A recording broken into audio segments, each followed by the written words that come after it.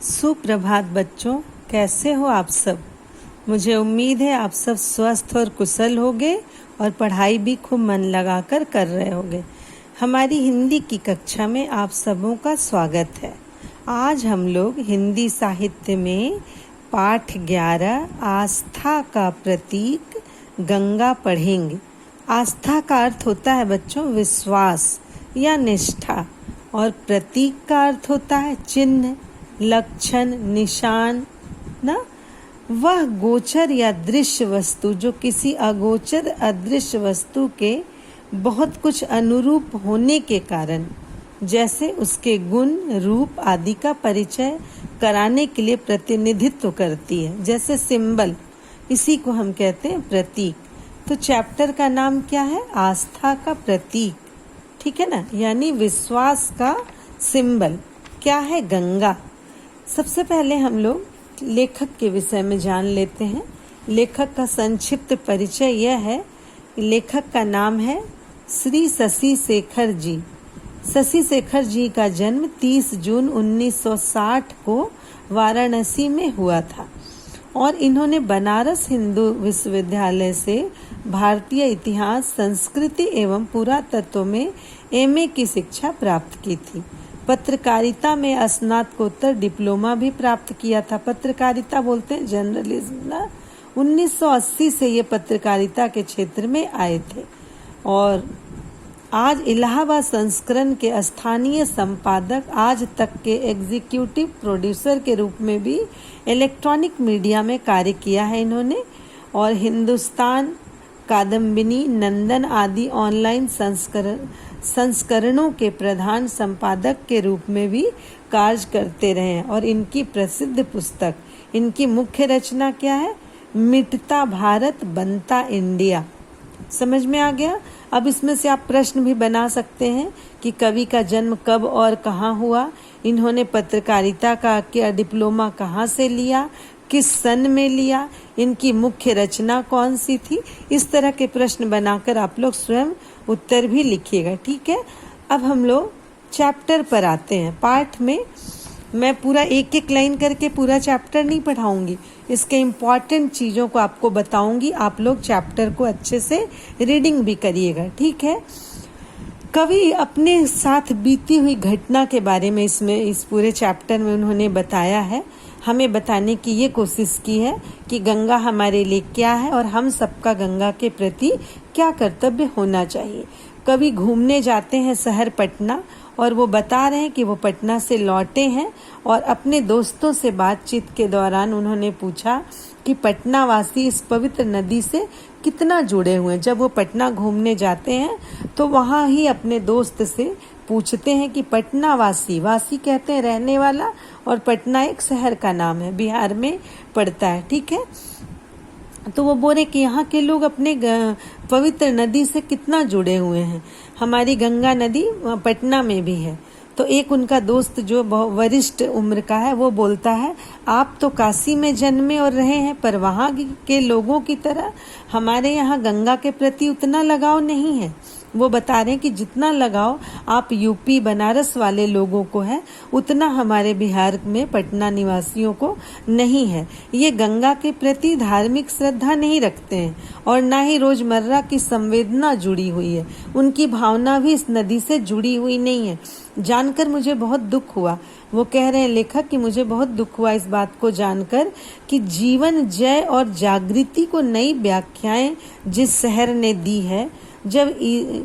जब ईसा को जन्मने में शताब्दियां शेष थी, तब सम्राट अशोक ने यहीं के एक घाट से अपनी पुत्री संघमित्रा को धम्म प्रचार के लिए श्रीलंका भेजा था। ये सब लाइनें अंडरलाइन भी कर लीजिए।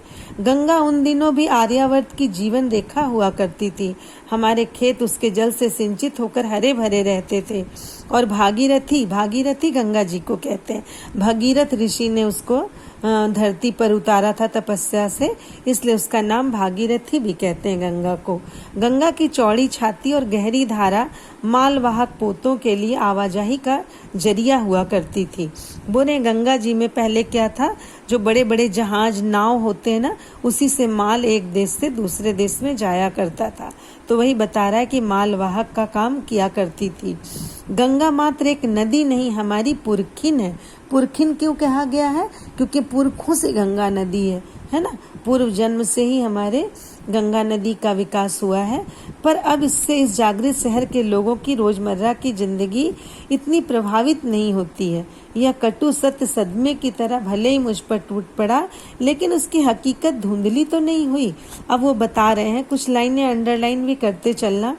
इसमें कोई दो राय नहीं कि 100 से ज्यादा छोटे बड़े शहर और हजारों गांवों को अपने किनारे रचने वाली यह नदी अपने बच्चों के प्यार से वंचित हो गई है। आज दुनिया के प्रकृति विज्ञानी इसे संसार की 5 सर्वाधिक प्रदूषित नदियों में गिनते हैं। वो बता रहा है कि 100 से भी ज्यादा बड़े बड़े छोटे बड़े शहर जो है वो गंगा के तट पर यानी किनारों पर बसा हुआ है। लेकिन आज प्रकृति विज्ञानी कहते हैं किसे, जो नेचर्स के होते हैं साइंटिस्ट ना, उन लोगों ने आज 5 नदियों में गंगा को सबसे ज्यादा प्रदूषित नदियों में गिनती किया है। इस पवित्र नदी की यह महापतन एक दिन में नहीं हुआ है। वो बोल रहे हैं कि एक दिन में गंगा नहीं मैली हुई है। गंगा में जो प्रदूषण फैला है वो एक दिन में नहीं हुआ है। बनारस, मिर्जापुर और इलाहाबाद, जो अब प्रयागराज के नाम से जाना जाता है, के घाटों की तमाम सुबह इस बात की साक्षी है कि वहाँ पर जो इस परिवार में लेखक का जन्म हुआ उसके बारे में वो बता रहे हैं कि वहाँ के लोग यानी यूपी के लोग, उत्तर प्रदेश प्रयागराज के लोग आज भी गंगा स्नान के वक्त साबुन नहीं लगाते हैं, क्योंकि उनको ये बताया गया है पूर्वजों से कि इस साबुन का प्रयोग करना अनुचित है। यह नदी इतनी पवित्र है कि उसकी एक डुबकी हमारे तन और मन को शुद्धि के लिए पर्याप्त कर देती है ना। उसके लिए किसी बाहरी साधन की हमें जरूरत नहीं है। अगर गंगा में ऐसे ही लोग साबुन लगाकर नहाया जाता रहा तो धारा गंदा होने का खतरा बढ़ जाएगा। यह देखकर खुशी होती है कि पौ फटे घाट पर जमा अधिसंख्य लोग हमारे माता पिता की भांति सोचते हैं और साथ देते हैं। कवि यह कहना चाह रहे हैं लेखक यहाँ पर कि गंगा में आज भी पौ फटना मतलब सुबह होना है ना, अंधेरे का खुल जाना यानी सूर्य का आगमन हो जाना। जब सूर्य आ जाता है तो दिन की शुरुआत हो जाती है। तो बोले कि सूर्य के आते ही हजारों लोग की संख्या में लोग गंगा की घाटों पर स्नान करते हैं, पूजा जप तप ध्यान करते हैं। उन दिनों ऐसा था कि हाथों में डिब्बे लेकर लोग आते थे और गंगा जल भर के ले जाते थे।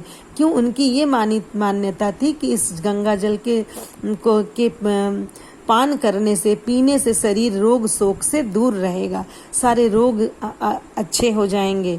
आज तो लोग क्या कर रहे हैं, अपने घर के आसपास के नालों की गंदगियां और इनके कचरे गंगा नदी में बहा दे रहे हैं। हाँ, हिमालय से भी यह नदी ऐसे जड़ी बूटियां अपने अंदर समाहित करके चलती है। जब गंगा गंगोत्री से निकलती है ना, तो हिमालय पर्वत होते हुए उसकी धाराएं बहती हुई चली आ रही है निर्विघ्न ना। तो वो क्या होता है कि हिमालय पर्वत पर बहुत सारी जड़ी बूटियां, औषधियां हैं, और उससे जब पानी टकराती है तो वो पानी में औषधीय गुण आ जाता है। और जब औषधीय गुण आ जाता है तो आज भी देखोगे गंगा जल सड़ता नहीं है, और जितने भी लोग आते हैं वो अपने डिब्बों में गंगा जल भर के ले जाते हैं।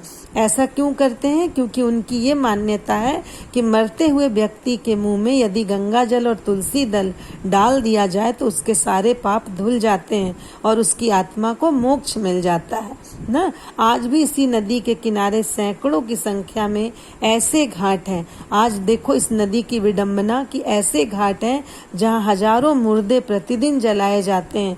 मालूम नहीं मृतकों की अस्थियां और राख को गंगा में प्रवाहित कर देने के बाद उनकी आत्मा को कहाँ तक लाभ पहुँचता है।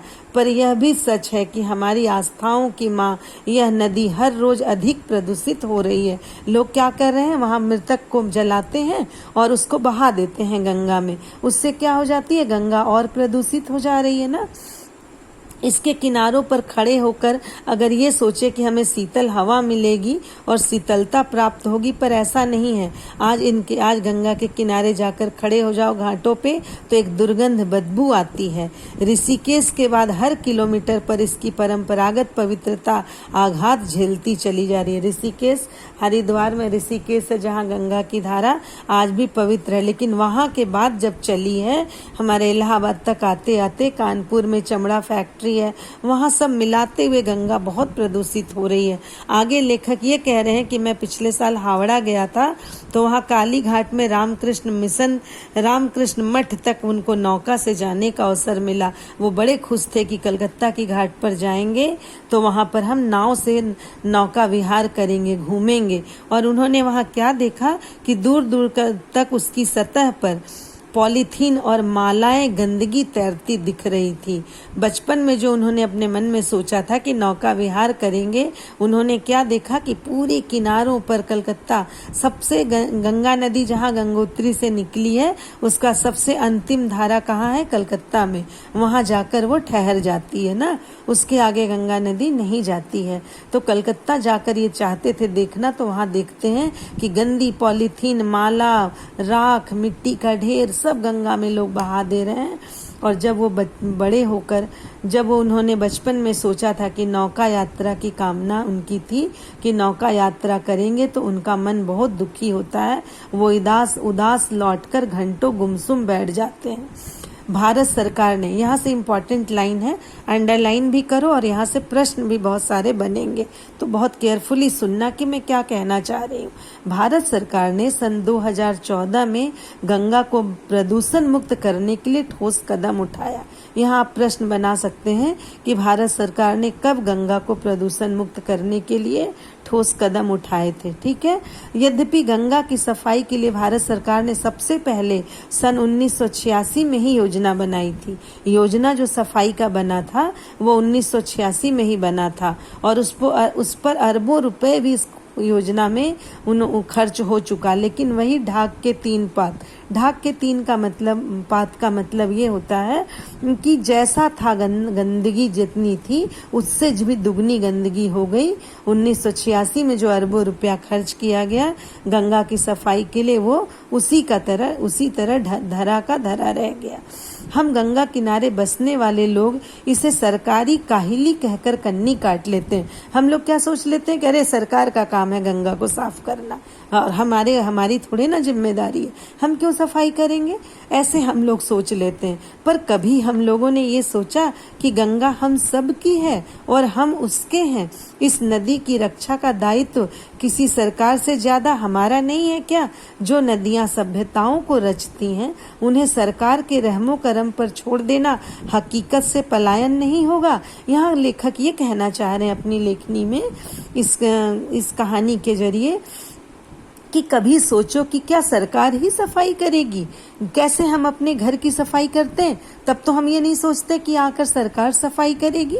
हम अपने घर की साफ सफाई, अपने आसपास के वातावरण को साफ रखते हैं ना, तब तो हम सरकार की जिम्मे। तो क्या गंगा नदी हमें इतना कुछ देती है, औषधियाँ देती है, जल देती है, अपने जल से हमारा रक्षा करती है, जिसको हम भगवान की तरह पूजते हैं, क्या उसकी सफाई करना हमारा कर्तव्य नहीं है? तो आइए आज ही प्रण लें और ईमानदारी से प्रयास करें सबका उद्धार करने वाली माँ गंगा के उद्धार का, उसके स्वच्छता अभियान का। यहाँ लेखक ये कहना चाह रहे हैं कि हम सब भारतवासियों को ये प्रण लेना चाहिए, सौगंध कसम लेना चाहिए कि हम लोग ईमानदारी से, परिश्रम से अपनी गंगा माँ को साफ रखेंगे, उनके स्वच्छता अभियान में साथ देंगे, घर के गंदे नालियों को ना बहाएंगे, मरे हुए मुर्दों को वहां ना बहाएंगे, है ना, क्योंकि ये गंगा हमारी माँ की तरह पालन करती है। तो हम सब का, माने कुल मिलाकर पूरे पाठ में लेखक यही कहना चाह रहे हैं कि हम सब का कर्तव्य है। हम सब अगर भारतवासी मिल जाएं और सब मिलकर अगर सफाई का सोचें तो गंगा कभी प्रदूषित हो सकती है? नहीं हो सकती ना, गंगा हमेशा स्वच्छ रहेगी। तो इस पाठ में आप लोगों ने समझ लिया कि गंगा के प्रति हम लोगों का क्या कर्तव्य होना चाहिए। शब्द अर्थ आपको क्लास वर्क कॉपी में करना है, ठीक है। और गंगा नदी को भारत की राष्ट्रीय नदी होने का गौरव प्राप्त है। यहाँ एक प्रश्न बन सकता है, गंगा नदी भारत की सबसे लंबी नदी है, यह हिमालय के गंगोत्री ग्लेशियर से निकलती है। ये 2-3 पॉइंट बहुत ही इम्पोर्टेंट है, इससे प्रश्न बन सकता है। श्रुत लेख भी लिखिएगा। कुछ अतिरिक्त एक्स्ट्रा क्वेश्चन है जो मैं करवा दूंगी, और MCQ आप लोग कोशिश करिएगा कि अच्छे से वीडियो को सुनिए, समझिए, और रिक्त स्थान की पूर्ति और वस्तुनिष्ठ प्रश्न स्वयं कीजिएगा। इसमें जो भी लॉन्ग आंसर है वो मैं आप लोगों को करवा दूंगी, ठीक है। तो चैप्टर समझ में आ गया होगा। Goodbye children, thank you.